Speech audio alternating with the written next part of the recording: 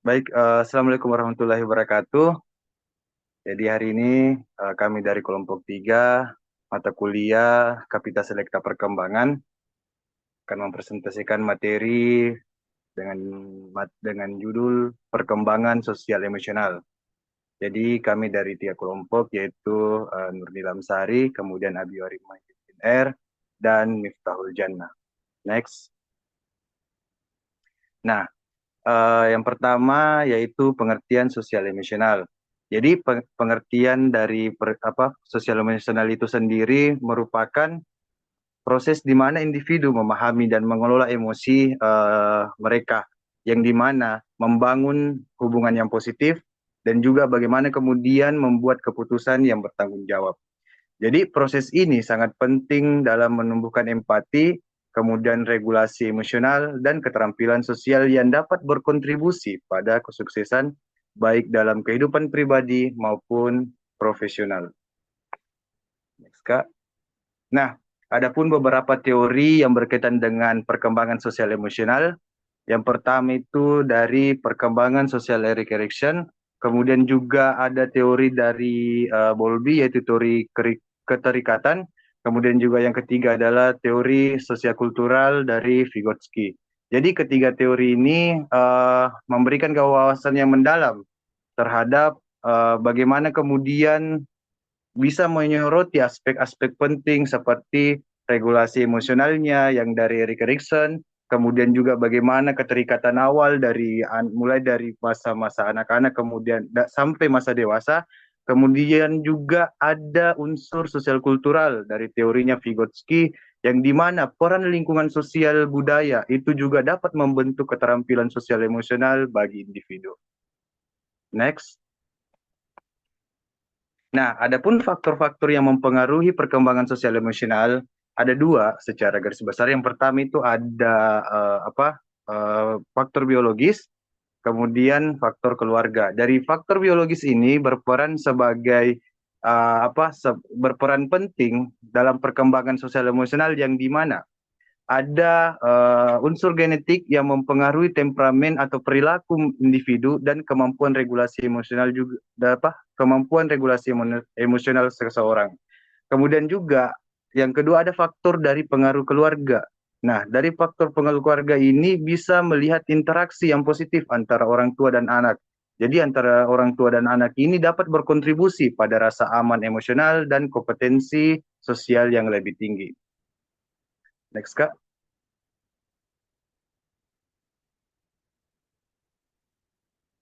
Nah, adapun juga faktor lain yaitu hubungan teman sebaya. Nah, hubungan teman sebaya ini juga penting yang menjadi salah satu faktor yang mempengaruhi perkembangan sosial emosional yang di mana pada praktiknya itu teman sebaya dapat membentuk ekspresi dan regulasi emosional anak. Nah, di mana norma-norma sosial yang berlaku dalam kelompok akan mempengaruhi bagaimana mereka mengekspresikan dan mengelola emosi dalam interaksi sosial mereka. Kemudian juga ada konteks budaya. Kenapa budaya ini penting? Karena nilai-nilai budaya atau norma budaya dapat menentukan bagaimana ekspresi emosional dan perilaku sosial yang dapat diterima dan dipahami dalam masyarakat tertentu di daerah masing-masing. Next. Nah, penjelasan selanjutnya akan dijelaskan oleh rekan presenter saya persilahkan. Selanjutnya itu mengenai perkembangan sosial emosional. Yang pertama itu pada usia bayi. Menurutnya Erikson, pada tahap perkembangan sosial dan emosi pada bayi berada pada tahap perkembangan satu, yaitu harapan. Di mana pada tahap pertama ini merupakan tahap bayi untuk belajar mengenai harapan, serta bagaimana orang-orang di sekelilingnya memberi tanggapan. Contohnya itu ketika bayi menangis. Apakah orang tua akan menanggapi dengan memeluk atau malah memberi bentakan?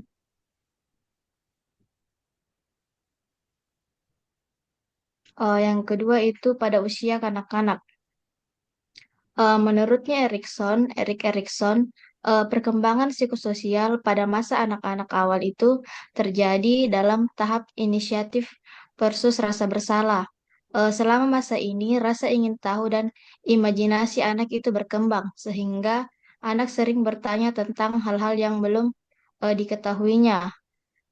Menurutnya Erikson dalam Koirudin 2018, pada masa kanak-kanak akhir, dalam aspek sosial emosional berada pada tahap perkembangan keempat, yaitu kompetensi.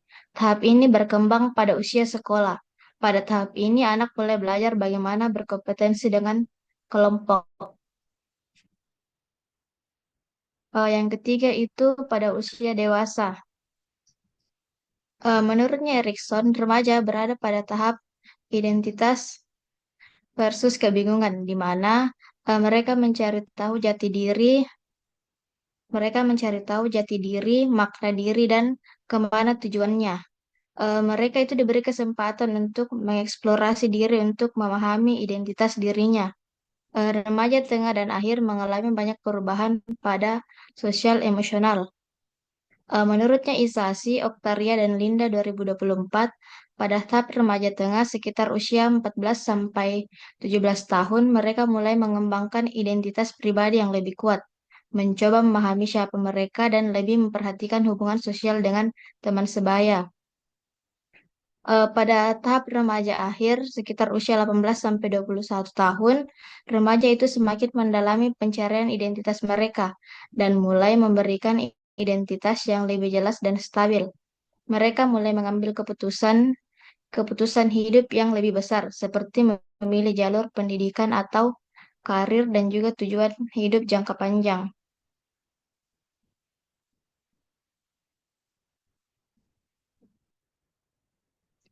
Eh, yang keempat itu usia dewasa, di mana tahapan perkembangan psikososial Erik Erikson menyatakan bahwa pada usia dewasa, yaitu pada hubungan keintiman versus isolasi, di mana tantangan pada usia dewasa muda, hal yang paling penting adalah adanya suatu hubungan dengan individu lain. Tahapan perkembangan psikososial pada usia dewasa adalah pada tahap ini individu itu mulai selektif memilih hubungan yang intim hanya dengan orang-orang tertentu yang sepaham dengannya. Menurutnya Erikson dalam Jannah Kamsani dan Arifin 2021, pada usia dewasa media merupakan masa kritis di mana baik generativitas atau kecenderungan untuk menghasilkan dan stagnansi atau kecenderungan untuk berhenti akan dominan. Menurutnya Erikson, pada masa usia media, orang itu akan menjadi lebih sukses atau sebaliknya, mereka berhenti dan tidak mengerjakan sesuatu. Individu pada dewasa akhir lebih sering mengevaluasi hidup mereka dan menghadapi tantangan seperti kehilangan orang terkasih atau penurunan kesehatan. Tahap dewasa akhir itu memasuki tahap integrity versus despair, yaitu kemampuan perkembangan lansia mengatasi krisis psikososialnya. Banyak stereotip positif dan negatif yang mampu mengarahkan kepribadian lansia. Integritas ego penting dalam menghadapi kehidupan yang puas dan bahagia. Hal ini berdampak pada hubungan sosial dan produktivitasnya. Selanjutnya mengenai dampak gangguan sosial emosional pada perkembangan akan dijelaskan oleh rekan saya. Baik, terima kasih atas kesempatannya. Selanjutnya yaitu mengenai dampak gangguan sosial emosional pada perkembangan. Yang pertama itu pada tahapan anak. Jadi, anak dengan gangguan sosial emosional itu akan cenderung menampilkan perilaku yang agresif, akan sulit mematuhi aturan-aturan yang berlaku, kemudian ia akan mengalami yang namanya ketakutan secara berlebihan, kecemasan, serta akan memiliki rasa malu yang tinggi ketika ia berinteraksi dengan orang lain. Nah, jika lingkungan sosialnya tidak mendukung, salah satu contohnya ketika orang tua bersikap kasar, sering memarahi sang anak, kemudian bersikap acuh tak acuh, dan tidak memberikan bimbingan. Hal ini akan menjadikan anak itu cenderung menunjukkan perilaku yang kurang percaya diri memiliki sikap egois serta memiliki uh, rasa empati yang rendah terhadap orang lain. Next. Selanjutnya itu pada remaja. Jadi, uh, pada remaja, ketika ia mengalami yang namanya gangguan sosial emosional, mereka akan cenderung menghadapi berbagai tantangan dalam hal akademik. Mereka juga akan mengalami penurunan dalam hal kinerja, seperti pada aktivitas sehari-hari, kesulitan dalam membangun hubungan sosial dengan lingkungan sekitarnya, berkurangnya kualitas hidup, serta hal ini juga akan berdampak pada kesehatan fisik dari remaja. Next. Nah, selanjutnya ini pada dewasa. Jadi, yang pertama di masa dewasa, tentunya dengan adanya gangguan terhadap sosial emosional, itu akan pada kesehatan mental di usia dewasa, itu akan mengalami depresi dan kecemasan. Nah, dari penelitian yang dilakukan Eka Ningrum sendiri, bahwa ternyata prevalensi dari gangguan mental emosional itu secara nasional mencapai 6%. Kemudian selanjutnya kematangan emosional.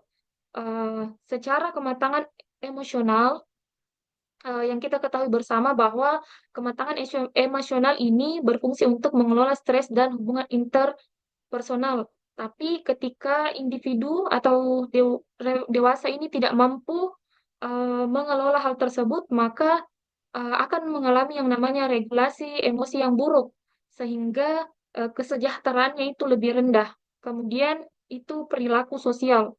Nah, jadi uh, perilaku sosial ini jika terganggu, maka akan mempengaruhi adaptasi sosial dan akan meningkatkan risiko perilaku antisosial. Dan tadi sempat dijelaskan juga bahwa salah satu tahapan di masa dewasa adalah bagaimana kemudian mereka itu melakukan adaptasi atau bersosialisasi dengan lingkungan sekitarnya. Terakhir yaitu kualitas hidup. Jika mengalami gangguan sosial emosional, maka kualitas hidupnya itu akan berdampak negatif pada pekerjaannya, kemudian pada hubungan yang dibangun oleh dewasa, dan kesejahteraan umum. Jika individu dengan kematangan emosional yang rendah, itu akan menghadapi lebih banyak tekanan dan juga kerentanan sosial.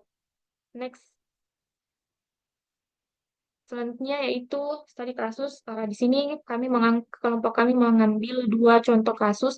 Yang pertama itu attachment atau kelekatan ibu dan anak. Seperti tadi di awal teman kelompok saya menjelaskan mengenai teori attachment Bowlby. Uh, dalam hal ini penelitian dilakukan oleh Atmalia dan Raha Yuningsi itu menemukan bahwa ternyata perkembangan sosial emosional pada bayi itu akan berpengaruh ketika si bayi ini menginjak usia anak. Dan dalam hal ini diharapkan ibu yang memiliki bayi ini memang membangun hubungan yang baik, membangun hubungan kelekatan yang baik kepada bayinya. Kemudian dalam penelitian ini juga dijelaskan bahwa jika orang tua dengan pola asuh yang sensitif atau peka mendukung uh, kelekatan yang aman, sementara penganiayaan atau pola asuh yang kurang aktif itu akan meningkatkan risiko kelekatan yang tidak aman. Jadi, anak dengan kelekatan yang aman itu akan cenderung lebih kompeten secara sosial. Berbeda dengan kelekatan yang tidak aman, itu akan menghambat hubungannya dengan teman sebaya. Jadi pengaruh attachment kelekatan di masa bayi itu akan berlanjut ketika ia menjadi kanak-kanak, dalam hal ini anak-anak, dan bisa jadi itu akan mempersulit ia untuk bermain dengan teman sebayanya. Next.